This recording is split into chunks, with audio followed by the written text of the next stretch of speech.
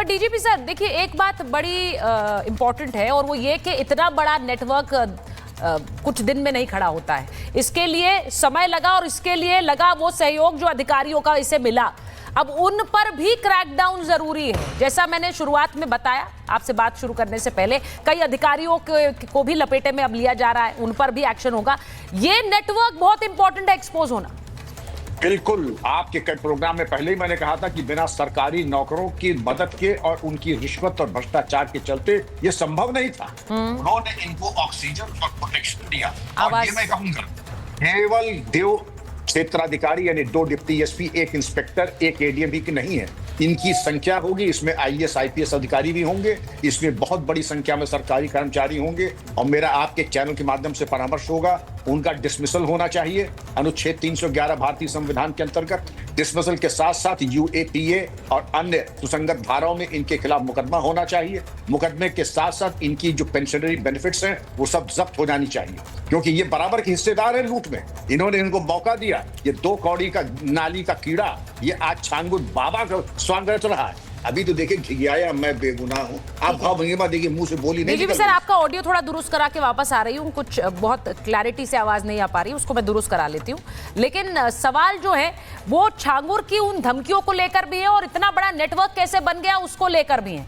अब बहुत से लोग इसके बचाव में आ रहे हैं, छांगुर के बचाव में। देखिए ये बात तो बिल्कुल क्लियर है कि पूरा देश इस वक्त इस खबर को देख रहा है जिसमें एक व्यक्ति कैसे करोड़ों का साम्राज्य धर्मांतरण करके उसमें लोगों को डराकर, पीड़िताओं को डराकर, महिलाओं को डराकर। मैं एक बार आचार्य जी आपके पास और मुमताज आलम रिजवी साहब के पास जा रही हूं क्योंकि आप दोनों स्टूडियो में हैं। आचार्य जी, मैंने शुरुआत में एक महाभारत में आप भी मेरे साथ थे और मैंने कहा था कि इसको छांगुर ही कह सकते हैं, इसे बाबा नहीं कह सकते हैं, उसने जिस तरह का काम किया। लेकिन अब तो और भी हैरान करने वाले खुलासे आ रहे हैं। अब ये कैसे पीड़िताओं को डराता था, धमकाता था, मोदी योगी भी कुछ नहीं कर पाएंगे, ये वाली धमकियां भी देता था।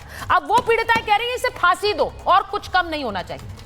आप सहमत हैं? मैं कह रहा हूँ फांसी होनी चाहिए, फांसी से ज्यादा होनी चाहिए, कम से कम 10 बार फांसी पे लटकाना चाहिए इस प्रकार के जघन्य पाप करने वाले को। आप सोचिए, जिनका धर्म परिवर्तन कराया जाता है उनकी जिंदगी बर्बाद कर दी जाती है। और तो और अभी मुझे एक मौलाना साहब भी बता रहे थे कि ये खेल कुछ और बड़ा है जिसके अंदर लड़कियां बाहर भेजी जाती होंगी। पक्का ये फंडिंग वहां से जो आ रही है। जो मेरे साथ एक पीड़िता जुड़ने वाली है, मैं ये भी बता दूं। ये बस सोचे वो ऐसे नरभक्षी हैं, सोचे उन घर वालों को क्या हाल होता होगा। और तो और टेरर फंडिंग, मतलब जिस प्रकार से डराया धमकाया जा रहा है इस देश को। अभी तो एक और तथ्य सामने आया कुछ दिन पहले कि इनकी टेरर फंडिंग, जिस प्रकार से इस देश के अंदर जिस पर एक भयावह वातावरण बनाने के लिए और तो और आतंकवादी संगठनों के साथ मिलकर कार्य करने के जिस प्रकार के आ रहे हैं, बहुत सारे आतंकवादियों के साथ, बहुत सारे क्षेत्र के गुंडों के साथ इनके संबंध रहे ही हैं। तो ऐसे व्यक्तियों को मैं कह रहा हूं एक नहीं, इनके साथ सरगना। और सबसे बड़ी दिक्कत, एक और आधा सेकंड और दीजिएगा सुचाइता जी, कि एक मौलाना साहब थे, उन्होंने कहा कि मौलाना है ऐसी छोटी छोटी गलती हो जाती है। सोचे ऐसे मौलाना, मैं कहूं ऐसे व्यक्तियों को कहना मौलाना कहना चाहिए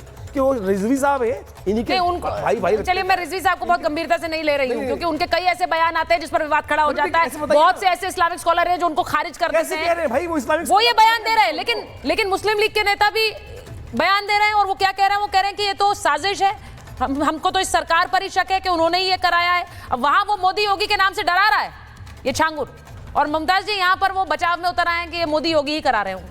ये इतना बड़ा छलावा, ये छल्लो। मुझे तो हैरत है, जैसे बरेलवी साहब देखो, आप बाबा ने एक मिनट रुकिए, जैसे बरेलवी साहब हुए नहीं हुए खड़े, आप कह रहे हैं कौन आया, नाम बता रहे हैं बरेलवी साहब, आप बोलो उनको बाहर निकालो धर्म से। बोलने दीजिए। हाँ बोलिए मुमताज जी।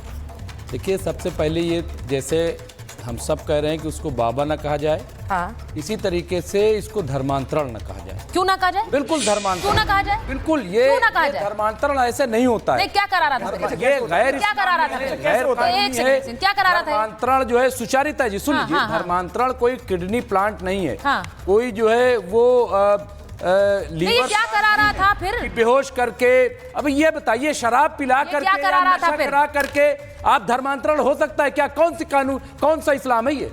कौन सा इस्लाम है? नहीं तो आप इसे खारिज करिए इस्लाम के नाम पर। खारिज कर, आप इसे इस्लाम के नाम पर खारिज करिए, पर ये मत कहिए कि धर्मांतरण नहीं करा रहा। ये मत कहिए कि वो गैर इस्लामी आदमी है। और इसमें साजिश में मैं बता रहा हूं आपको, अभी चंद अफसरान उसमें इन्वॉल्व बताए जा रहे हैं ना, इसमें आप सेंटर लेवल के, क्योंकि अगर 500 करोड़ आया उन पर क्रैकडाउन जरूरी है। बिल्कुल, शुरुआत में वही कह रहा हूं, खेल बहुत बड़ा है, बिना अफसरों की मदद के नहीं हो सकता। बहुत बड़ा है।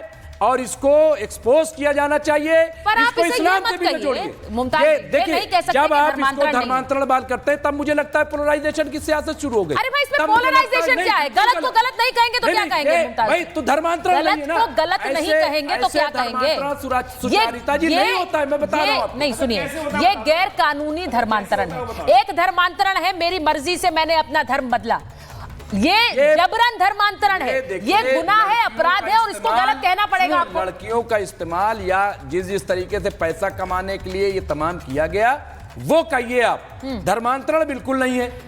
नहीं, मैं आपसे मोमिना पैदा हो गई, कितना मुझे लगता है अगर हमारे साथ पीड़ित महिला है जरा उन्हें स्क्रीन पर लाइए। आपने कहा कहां है वो? नहीं, मैं उन्हीं से पूछूंगी। आप जो ये बड़ी बड़ी दलीलें दे रहे हैं मुमताज जी, आप शायद बात सही कहना, आप शायद बात सही कहना चाह रहे हैं लेकिन आपका तरीका गलत है। आप इस धर्मांतरण को धर्मांतरण कहिए और ये कहिए जबरन धर्मांतरण। आप इसे ये भी कहिए क्योंकि सुनिए सुनिए, आप उसे गलत बता रहे हैं पूरी तरह से सरकार ना। अभी हमारे डीजीपी मुमताज जी मेरी बात सुनिए, आप उसे गलत बता रहे हैं लेकिन सीधे तौर पर नहीं बता रहे हैं। आप जो कान को सीधे न पकड़ के ऐसे हाथ घुमाकर पकड़ रहे हैं, ये मत करिए, ये मत पकड़िए, ये मत करिए। कि अभी हम लोग जिंदा हैं तो डीजीपी से मैं हाथ जोड़ के कह रहा हूं कि प्रोफेसर आप आगे जिंदा हैं तो अभी तक कहां थे? शादाब जी को कैसे 5000 का ये सब हो गया? कहां थी आपकी मैं सोच? जरा एक कहां बार थी आपकी बता दूं कि खुफिया मेरे नीति? साथ कहां वो था पीड़ित महिला भी हमारा जुड़ने वाली है। नहीं मुमताज जी, एक मिनट होल्ड। जब मैं बाकी मेहमानों पर जाऊं थोड़ा विराम आपको लगाना पड़ेगा क्योंकि बाकी भी बोलेंगे। मैं बता रही हूं अपने दर्शकों को कि पीड़ित महिला हमारे साथ जुड़ने वाली। डीजीपी सर कुछ कह रहे हैं? ऑडियो केवल एक बात, उन्होंने कहा अब तक आप कहां थे? मैं यहीं पर था और यहीं रहूंगा जो आखिरी सांस तक। जो भारत मां की तरफ देखेगा आखिरी सांस तक उसको मिट्टी में मिलाने का पूरा प्रयास करूंगा। बात अगर बुरी लग रही है तो ये आपकी मजबूरी है, आपकी मजबूरी है कि अगर आपको बुरा लगा, अगर आपको मिर्ची लगी तो। नहीं, हमें मिर्ची क्यों लगी है? क्यों लगी? जो कम से कम आप जिम्मेदार, आप कह रहे मैं हूं जिंदा, तो क्या कर रहे थे आप? है तो नहीं, क्या कर रहे थे? क्यों इतना बड़ा? ये कोई एक दिन का तो काम है नहीं। आप भी कर रहे हो। अरे खुल तो गया, सही बात तो है। बुरा लग रहा है आपको? क्यों हो आपसे गया इत्तेफाक ये है। सरकार की नाकामी नहीं। आप क्यों एक बार ये बात नहीं कहते? कहते हैं योगी मोदी तो दूर की बात है। क्यों दूर की बात है?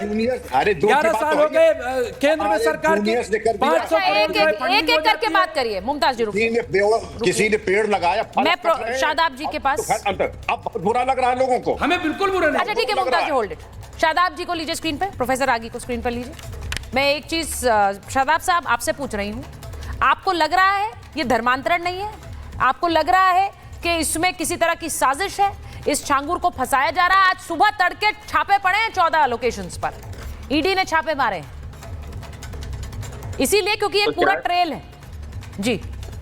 तो चारिता जी, ये बेहद संवेदनशील मुद्दा है कि उत्तर प्रदेश के अंदर विदेशों से पैसा आ रहा था, नेपाल से फंडिंग हो रही थी। 5000 बेटियों का जो बताया गया, जो जानकारी सोशल मीडिया के जरिए प्राप्त हुई है कि शोषण किया गया, उनकी अश्लील वीडियो बनाई गई, इस तरह की जो जानकारी प्राप्त हुई है, ये प्रतीत होता है कि कौन कौन लोग थे। आज अभी 2 सीओ, 1 इंस्पेक्टर और 2 एडीएम का नाम आया है। तो अभी कितने कहां तक चेंज जाएगी, कौन से लोग जुड़े हुए हैं?